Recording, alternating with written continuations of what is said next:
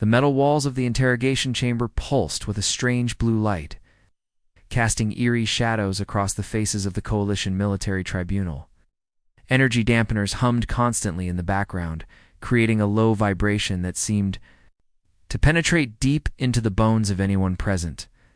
The air itself felt heavy. Charged with the weight of secrets about to be revealed, Kethfer sat motionless in the center of the room, his massive frame dwarfing the restraint chair designed. For smaller species, his forearms were bound by quantum shackles that glowed with an amber light, each movement sending ripples of energy through the bonds.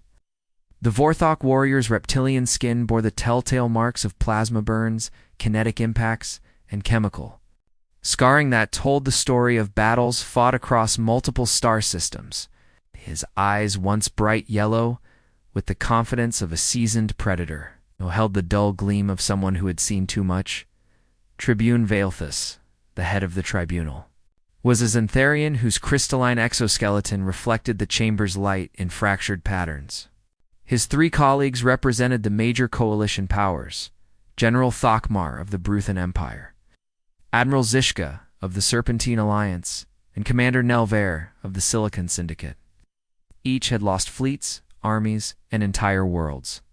To the species they were about to discuss, "State your designation and rank," Tribune Vaelthus commanded, his voice carrying the artificial resonance of a universal translator. Kethfer lifted his massive head slowly, the movement causing his neck, spines to rattle like old bones. Kethfer, 3rd Claw of the 47th Assault Legion. Service record spans 47 standard years across 12 campaign theaters. I served in the human conflict for 3 standard cycles before my medical discharge. His voice carried a hollow quality that spoke of trauma no amount of military conditioning could erase. The proud bearing that had once made him a legend among coalition forces was gone, placed by the hunched posture of a warrior who had been broken by something he could not understand.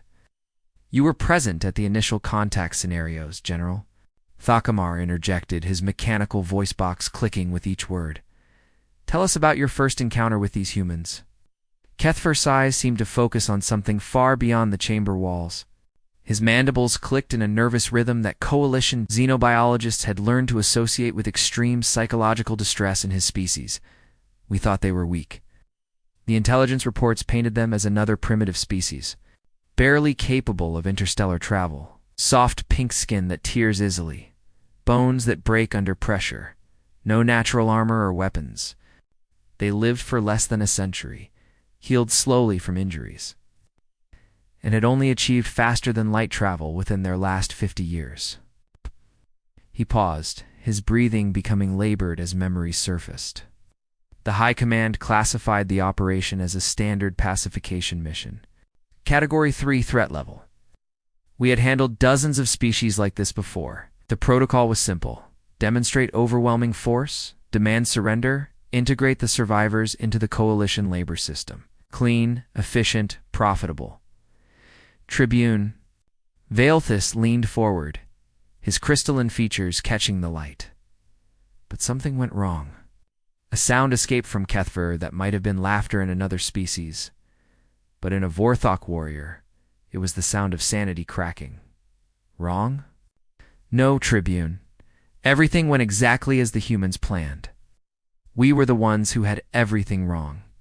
The first human colony they encountered was established on a planet designated Kepler 44 to be in Coalition star charts. The humans called it New Sol, though the Coalition forces wouldn't learn that name until much later, long-range scans showed. A settlement of approximately 10,000 individuals, protected by what appeared to be a modest defense grid, consisting of basic energy shields and a handful of kinetic weapon platforms. By Coalition standards, it was barely defended at all. Standard protocol suggested complete surrender within 6 standard hours. Kethfer continued, his voice gaining strength as he fell into the familiar rhythm of a military briefing. We had 3 battle cruisers, 2,000 ground troops, and enough firepower to level the entire settlement from orbit. The humans had farming equipment and improvised weapons. The outcome should have been inevitable. Commander Nelvair, whose silicon-based form shifted colors with emotional states, flickered from blue to orange. What was their response to your surrender demands? They never responded to our official communications, Kethver replied. Instead, our surveillance drones detected massive movement within the settlement. At first we thought it was panic. Civilians running in terror, perhaps attempting to hide in whatever shelters they had constructed. Our tactical analysis suggested they were preparing for siege conditions, which we interpreted as a desperate last stand by an outmatched enemy. But the coalition forces were watching something entirely different unfold. While they observed from orbit, the humans were implementing a defense strategy that had been planned and rehearsed for months. Every movement that appeared random was actually coordinated. Every action that seemed like panic was calculated precision. We detected them, evacuating non-combatants to hardened bunkers while their fighters took defensive positions, Kethver explained. We thought it was desperation, the last act of a doomed species trying to protect their young. We didn't understand it was the opening move in a strategy that would change everything we thought we knew about warfare. When the coalition forces finally made landfall, expecting to face frightened farmers and terrified engineers, they instead encountered Lee Taman, human who would become legendary throughout coalition space for all the wrong reasons. Lee was a former military officer who had helped establish the colony, but his background was far more extensive than coalition intelligence had discovered. He had spent years studying coalition tactics, technology, and psychology, preparing for the day when humanity's expansion would inevitably bring them into conflict with the galactic powers. Their commander spoke our language perfectly, Kethver said, his voice dropping to almost a whisper. Not just the words, but the cultural context, the military protocols, even our traditional battle honors. They understood us better than we understood ourselves. The moment that haunted Kethver's dreams was when Lee Taman's voice crackled across all coalition communication frequencies. The transmission was crystal clear, impossible to block or jam, delivered in perfect coalition, standard with the formal cadence of a military challenge. You came to our home, Lee had said, his words carrying across the battlefield with quiet authority. Now you'll learn why that was a mistake. The battle for Kepler-442b was supposed to last 6 hours according to every coalition tactical manual ever written. Kethver's voice trembled as he recalled the memory, his 4 hands unconsciously mimicking the motions of weapons he no longer carried. It lasted 18 days. 18 days that changed everything we thought we knew about warfare. The coalition had brought overwhelming force to what they believed was a simple pacification mission. 3 massive battlecruisers hung in orbit. Like metallic vultures, their weapon arrays capable of turning the entire planet's surface into molten glass. 2,000 ground troops, veterans of dozens of successful campaigns, prepared for what their commanders assured them would be a routine operation. They had faced similar odds against the Keltharian hives, the Silicon Collective, and the Aquatic Dominions. The outcome was always the same: swift victory followed by integration of survivors into the coalition's vast economic machine. But the humans fought differently than any species the coalition had ever encountered. Their tactics made no sense, Kethver explained to the tribunal, his reptilian features contorting with remembered confusion. Every military academy in coalition space teaches the same fundamental principles. You hold strategic positions. You protect your supply lines. You engage the enemy where you have advantages. The humans threw all of that away and somehow made it work. The first sign that something was wrong came during the initial assault phase. Coalition forces had identified key infrastructure targets: the settlement's power generation facility, communication arrays, and defensive installations. Standard doctrine called for securing these positions first, cutting off the enemy's ability to coordinate resistance. But when coalition troops arrived at these locations, they found them already abandoned. The humans had retreated without firing a shot. We thought they were cowards at first, Kethver admitted, his voice carrying shame at the memory. Commanders reported easy victories, positions taken without resistance. Command was pleased. The operation was proceeding ahead of schedule, and the attacks began. The humans struck at locations the coalition had deemed unimportant: maintenance tunnels, storage facilities, residential areas that had been cleared of civilians. They hit supply convoys, traveling on roads that should have been secure. Attacked medical stations treating wounded coalition soldiers, violating every known rule of civilized warfare. A human female named Park So-young became our worst nightmare, Kethver continued. She led a squad of just 12 fighters, but they controlled an area that should have required a full battalion to defend. They had taken over the settlements, water treatment facility, and turned the entire complex into something out of our darkest military horror stories. Park So-young had been a chemical engineer before the war, specializing in waste processing systems. When the coalition invasion began, she volunteered to defend the facility that provided clean water to the entire settlement. But instead of simply holding the position, she transformed it into something unprecedented in coalition military experience. They spent 3 days in that facility, Kethver recalled, his voice dropping to a whisper. 3 days while we lost squad after squad trying to root them out. The entire complex had become a maze of death traps that seemed to anticipate our every move. The coalition forces found themselves fighting an enemy that refused to follow any conventional warfare rules. The humans had rigged every pipe to spray scalding water or caustic chemicals. They had turned pumping stations into kinetic weapons that could crush armored soldiers. Emergency vents became sniper positions that appeared and disappeared like ghosts. They knew our equipment better than our own engineers, Kethver explained. Park So-young had somehow obtained technical specifications for coalition battle armor. She knew exactly which joints were vulnerable, which systems could be overloaded, which frequencies would disrupt our communication gear. But the humans' greatest weapon wasn't their knowledge of coalition technology, it was their absolute refusal to accept defeat. Coalition doctrine assumed that any rational enemy would surrender when faced with impossible odds. Every species they had encountered followed this basic principle of survival. When defeat was inevitable, intelligent beings chose to live and serve rather than die uselessly. The humans had apparently never learned this lesson. Most disturbing was their willingness to sacrifice themselves. Kethver continued, his mandibles clicking rapidly in distress. Not in the heat of battle, not in moments of panic or rage, but as calculated tactical decisions made with cold precision. The moment that haunted coalition survivors was the destruction of the Meridian Bridge. Kim Dong-woo, a human construction worker, had volunteered for what everyone knew was a suicide mission. Coalition forces were using the bridge to move heavy equipment across the settlement's central river. Destroying it would slow their advance significantly. But the bridge was heavily guarded and any attack would be suicidal. Kim Dong-woo didn't attack the bridge. He'd been hiding underneath it for 2 days, breathing through improvised air filters, waiting for the perfect moment. When a full coalition armored column began crossing, he manually triggered explosives that he had somehow placed throughout the bridge's support structure. He remained at his post even as the structure collapsed around him, Kethver testified. His voice barely audible. Our surveillance drones recorded his final moments.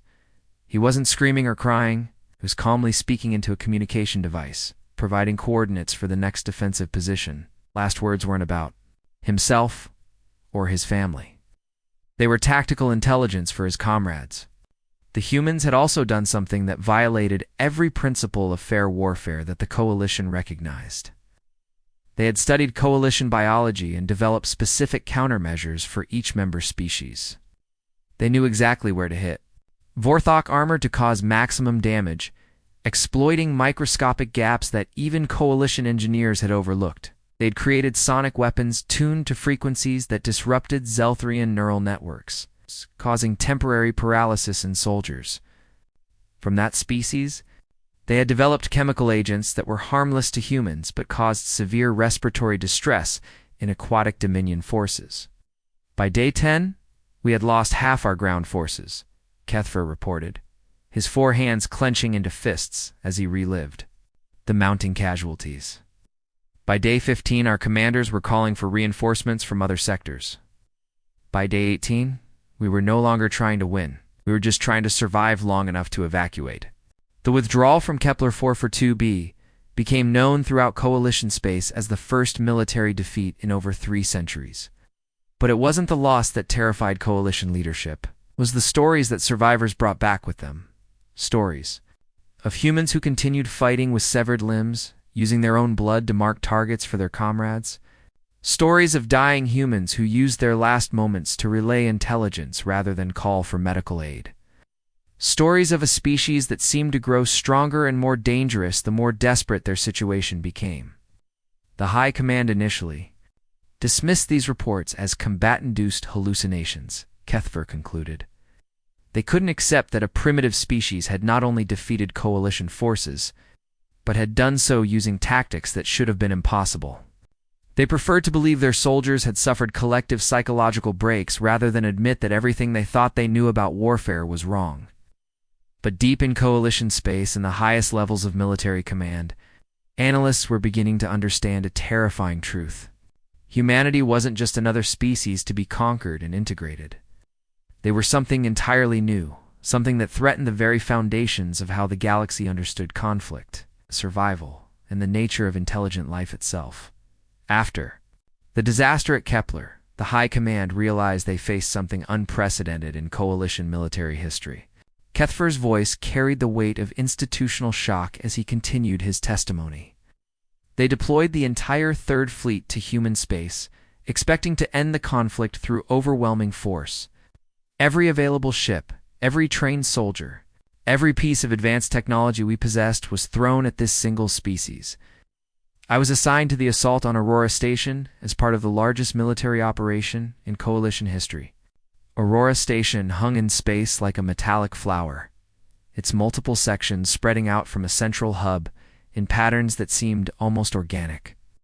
The massive structure housed nearly 50,000 humans and served as humanity's primary research facility in the Outer Rim territories. Long-range intelligence suggested it was lightly defended, serving primarily as a scientific outpost where humans conducted experiments in zero-gravity, manufacturing, and deep space astronomy. The Coalition brought enough firepower to level entire planets. 12 massive battle cruisers that could each destroy a small moon. 40 frigates bristling with plasma cannons and missile launchers. And 10,000 elite troops drawn from the finest military units across Coalition space. The armada that assembled at the edge of human territory was the largest single military force ever deployed against a single target. We expected the station to surrender immediately, Kethver explained, his reptilian features showing confusion even years after the event.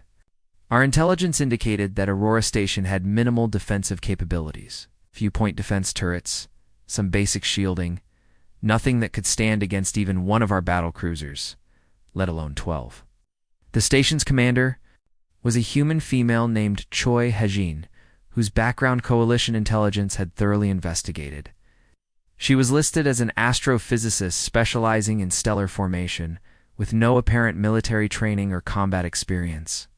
Her personnel file showed a quiet academic who had spent most of her career studying distant galaxies through powerful telescopes. When the Coalition fleet arrived and transmitted the standard surrender demands, the response they received changed. Everything the military leaders thought they knew about the enemy they faced. Commander Choi responded to our surrender demand with coordinates. Kethver's voice grew quiet, barely audible in the tribunal chamber.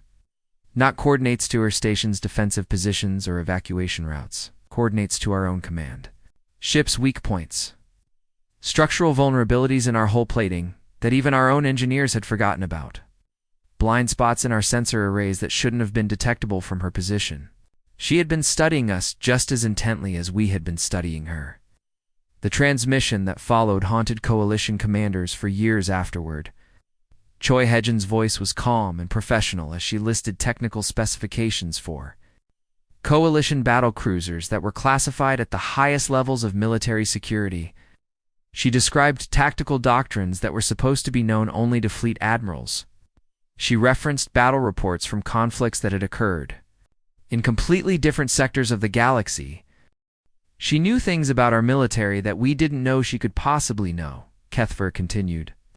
Troop rotation schedules, supply chain vulnerabilities, even personal information about individual commanders. It was as if she had been sitting in our strategy meetings for months. The siege began with what should have been a simple boarding action. Coalition forces had developed their assault tactics over centuries of successful operations against dozens of different species and station configurations. 17 simultaneous breach points would overwhelm any defensive force through sheer numbers, allowing coalition troops to secure key sections of the station before defenders could organize effective resistance. But when the boarding pods punched through Aurora Station's outer hull and coalition soldiers poured into the breach points, they found themselves in an environment that defied every tactical assumption they had made. The humans had spent months preparing for our arrival, Kethver testified. Every corridor had been modified, every chamber reconfigured. What should have been straightforward passages had become twisted mazes that seemed designed specifically to confuse coalition forces. The station's layout bore no resemblance to the structural plans that coalition intelligence had obtained. Corridors that should have led to the central command center instead opened into dead ends or chambers filled with equipment that served no apparent purpose. Emergency bulkheads had been relocated to create choke points where small groups of humans could hold off much larger coalition forces. A human male named Zhang Wubin had somehow obtained classified coalition military manuals and used them to train the station's civilian population in anti-boarding tactics.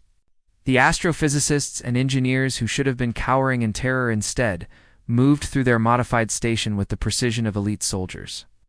They knew our troop compositions better than our own field commanders, Kethver explained. Zhang had studied our tactical doctrines and prepared specific countermeasures for each type of coalition assault force. When Vorthok heavy troops entered a section, they found obstacles designed specifically to neutralize our natural advantages. When Zelthrian scouts tried to use their speed and agility, they encountered traps that exploited their specific weaknesses. Every section of Aurora Station had been transformed into a carefully designed killing ground. The humans used their superior knowledge of the station's layout to appear where they were least expected, striking from ventilation shafts, maintenance tunnels, and spaces that shouldn't have been accessible to defenders. They had weaponized the station's life support systems in ways that coalition engineers had never imagined possible. Air vents became delivery systems for incapacitating agents that were harmless to humans, but caused severe disorientation in coalition species. Gravity generators were modified to create localized fields that could pin armored soldiers against bulkheads or send them floating helplessly through corridors. Most terrifying was their coordination, Kethver testified, his 4 hands trembling as he recalled the memory. They communicated through systems we couldn't detect or interrupt. When we cut their official communication arrays, they switched 2 backup systems. When we disrupted those, they began using the station's power grid itself to send coded messages throughout the structure. The humans had developed a communication system that used electrical fluctuations in the station's power network to relay tactical information. Coalition forces would capture what they thought was a strategic position, only to discover that every human in the area had already been warned and relocated to new defensive positions. When coalition engineers attempted to shut down the station's power grid entirely, the humans revealed backup systems that their own architects swore were impossible to construct. Manual override controls hidden throughout the station allowed small teams of defenders to maintain life support and defensive systems even when the main power network was offline. When we thought we had them cornered in dead-end sections with no escape routes, they revealed passages that coalition engineers examined afterward and declared impossible. Kethver continued.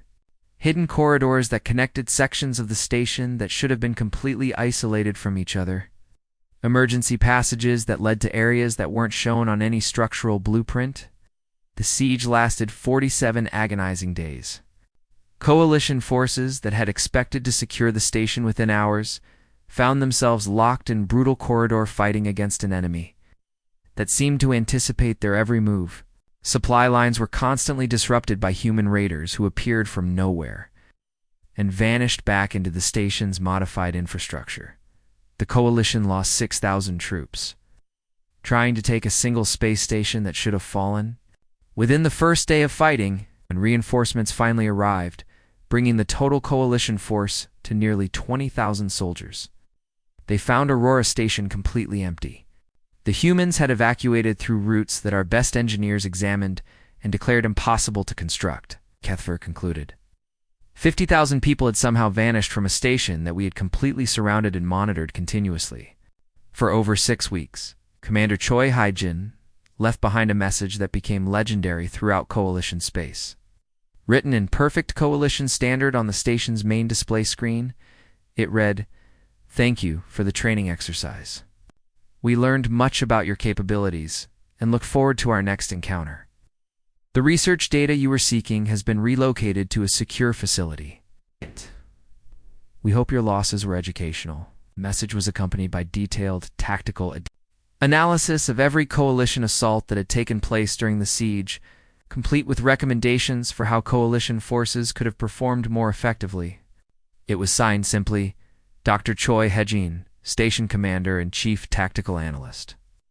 The Aurora Station incident changed everything about how the Coalition understood warfare itself. Kethver continued his testimony, his voice now barely above a whisper as he recalled memories that had fundamentally altered his understanding of intelligence and strategy. The High Command realized we weren't just fighting humans. We were fighting an enemy that learned from every encounter and adapted faster than we could respond. Every battle we fought only made them stronger. The Coalition's next phase involved the largest intelligence operation in galactic history. Teams of xenobiologists, psychologists, cultural analysts were deployed to study captured human communications, analyze battlefield recordings, and interview prisoners. The goal was simple: understand human psychology well enough to predict their actions and exploit their weaknesses. What they discovered terrified Coalition leadership more than any weapon humanity had ever deployed. "Humans don't just fight to win battles," Kethver explained, his four hands gesturing weakly as he struggled to convey concepts that still confused him years later. "They fight to ensure their enemy never wants to fight them again. They take his design not just for immediate tactical advantage, but for long-term psychological impact." The first demonstration of this strategy occurred during the Battle of Titan's Shadow, where a human male named Yoon Ji-ho commanded a small fleet of barely 30 ships against a Coalition armada of over 200 vessels. By every measure of conventional warfare, the battle should have lasted minutes. Instead, it became a turning point that changed the nature of the entire conflict. Yoon Ji-ho was a former communications specialist who had been assigned to command duties out of necessity rather than traditional military advancement. His background in signal processing and data analysis had given him skills that proved far more valuable than anyone had anticipated. When the Coalition fleet arrived at Titan's Shadow, expecting to crush another human outpost, they found themselves facing something unprecedented in galactic warfare. Instead of engaging in traditional combat, Yoon began broadcasting across all Coalition communication frequencies. But these weren't the usual surrender demands or propaganda messages that species typically transmitted during wartime. They were Coalition military communications from previous battles, but edited and compiled in ways that told a story the Coalition leadership had never wanted their own forces to hear. "He broadcast our own tactical communications," Kethver testified, his voice filled with remembered shock. "But he didn't just play them back randomly. He had compiled them into a narrative that highlighted every Coalition war crime, every civilian casualty, every moment of Coalition brutality against conquered species."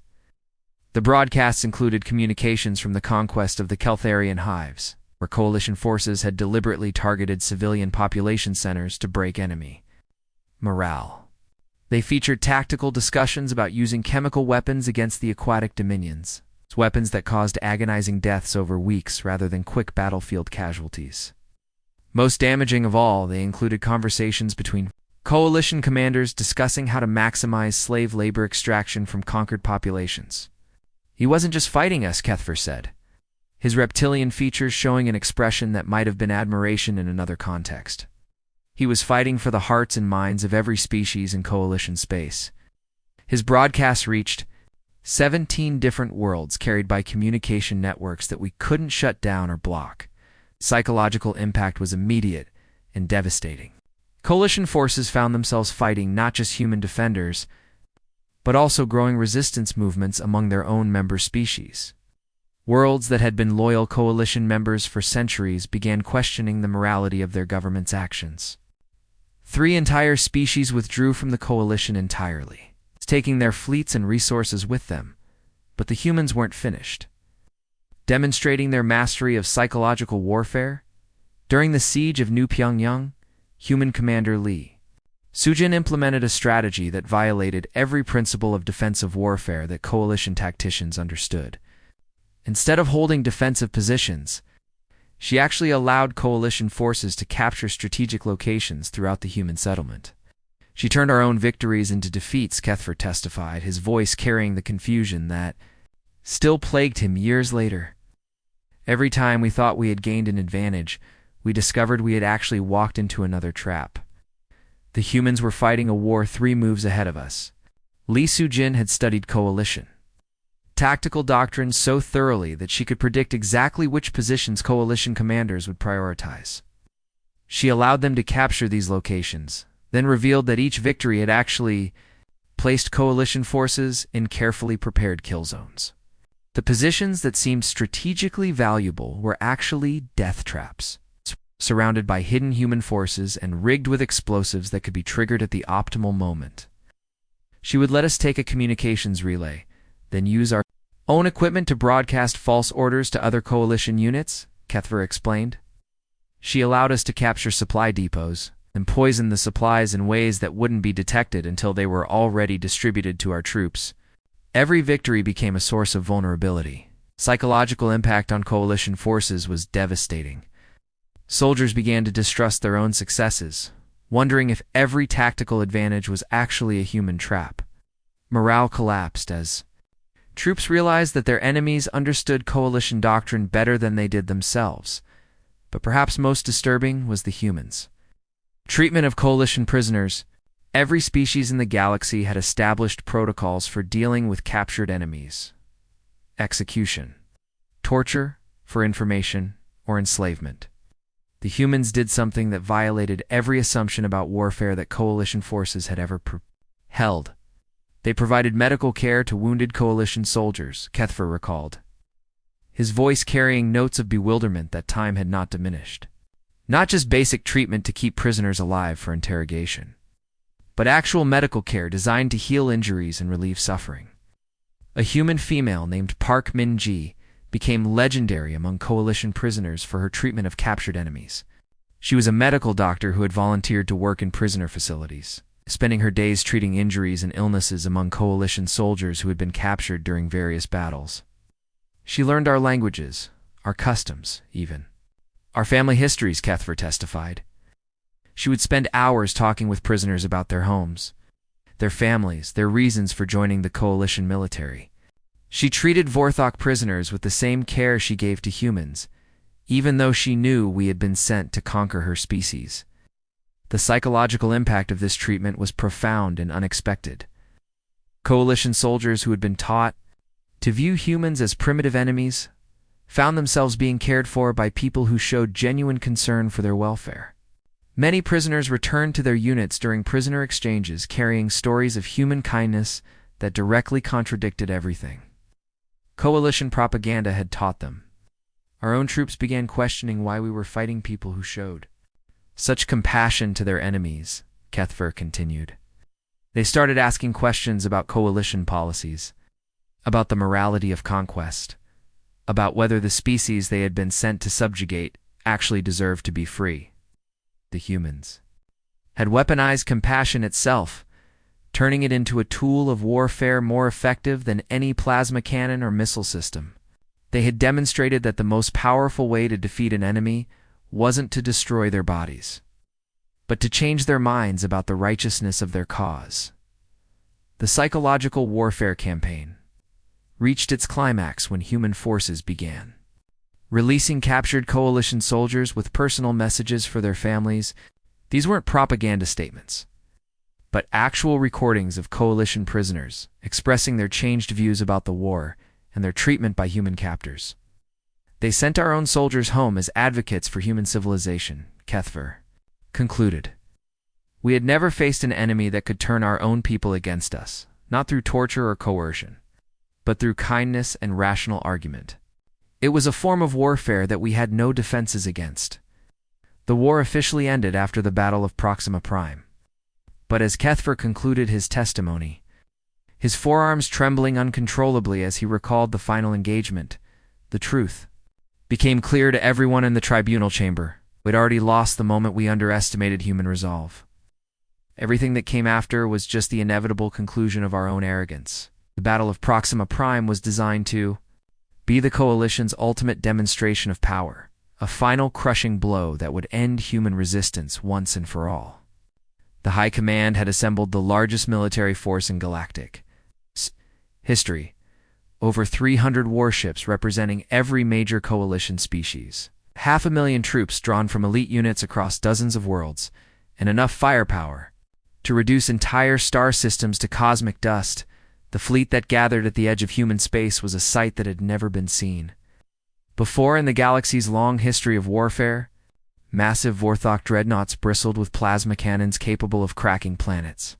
Sleek Zelthrian cruisers moved through space like deadly predators, their hulls gleaming with advanced stealth technology.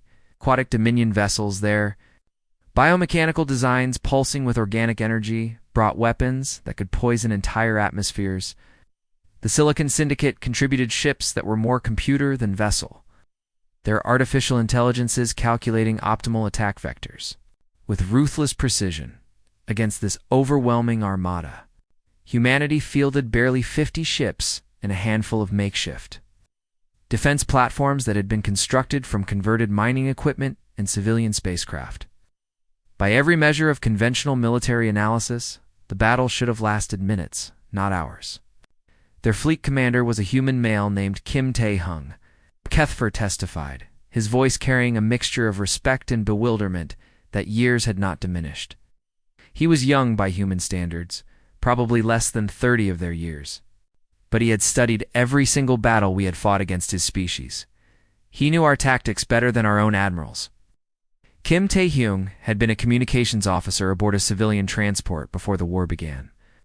His background was in interstellar navigation and signal processing, hardly the credentials typically associated with fleet command. But the humans had learned to value intelligence and adaptability over traditional military hierarchy, promoting individuals based on their ability to understand and counter coalition strategies. When Kim spoke to his fleet before the battle began, his words were broadcast not just to human forces, but across the entire galaxy through communication networks that the coalition couldn't block or jam. The speech that followed became legendary among both human and alien populations, quoted in historical texts and remembered as one of the most powerful statements about the nature of freedom ever recorded. He spoke not of victory or defeat, Kethfer recalled, his reptilian features showing an expression that might have been awe. He didn't promise his people that they would win or that their sacrifices would be rewarded. Instead, he talked about principles worth dying for, about the right of any intelligent species to choose its own destiny. Kim's speech reminded his crews that they fought not just for humanity's survival, but for a principle that transcended species boundaries. Right of any civilization to exist free from forced subjugation. He spoke about the coalition's treatment of conquered species, about the millions of beings who had been enslaved or exterminated simply because they refused to surrender their independence. But the most devastating part of his address was directed not at human forces, but at the coalition fleet itself. Kim spoke directly to coalition sailors and soldiers, addressing them in their own languages, acknowledging their service and sacrifice while questioning whether the cause they served was worthy of their loyalty. The battle lasted only 6 hours, Kethfer continued, his voice growing quieter as he recalled the most shocking military collapse in coalition history. Not because the fighting was over quickly, but because we couldn't continue. Kim Tae-hyung had somehow convinced half our fleet to switch sides before the first shot was fired. The psychological warfare campaign that had been building throughout the conflict reached its ultimate expression at Proxima Prime. 4 months before the battle, Kim and his intelligence teams had been communicating directly with coalition crews, sharing human art, music, philosophy, and scientific discoveries. They had sent messages to individual ships, addressing crew members by name and sharing information about human culture that contradicted everything Coalition propaganda had taught them. Coalition sailors found themselves receiving personal communications from humans who knew about their families, their homeworlds, their personal struggles and dreams. Instead of the primitive savages they had been told to expect, they encountered a species that demonstrated remarkable sophistication in science, art, and philosophy.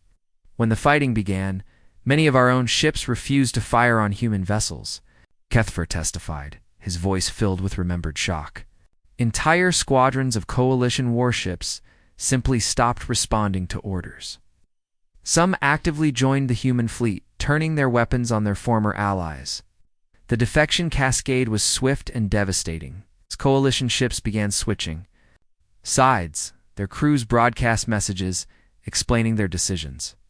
They spoke about human treatment of prisoners, about the philosophical arguments that had convinced them the war was wrong, about their refusal to participate in what they now saw as genocide. Admiral Korthok of the Vorthok fleet was the first high-ranking officer to publicly defect, broadcasting his decision across all coalition frequencies. Due to their enemies, he announced, they heal our wounded, educate our prisoners, and treat us with dignity even as we attempt to destroy them.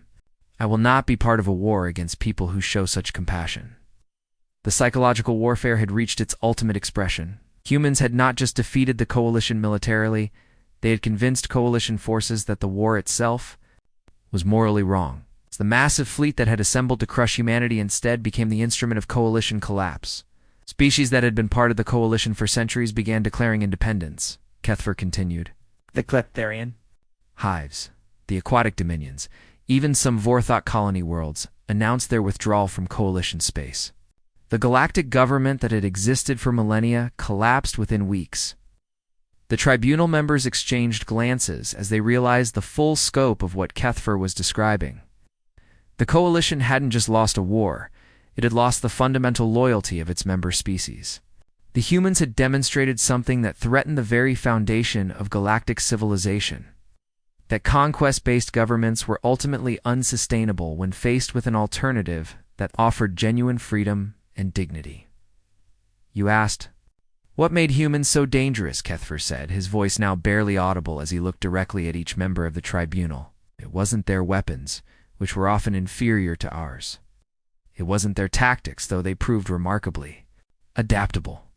It was their absolute certainty that they were fighting for something worth dying for, combined with their ability to make others believe in that same cause. He paused, his forehands clenching as he prepared to deliver his final assessment. You asked if I would fight humans again. I will answer with complete honesty.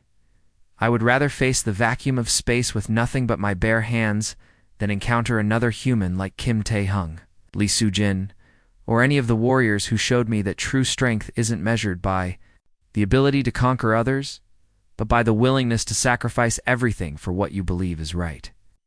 The tribunal chamber fell silent as Kethfer's testimony concluded.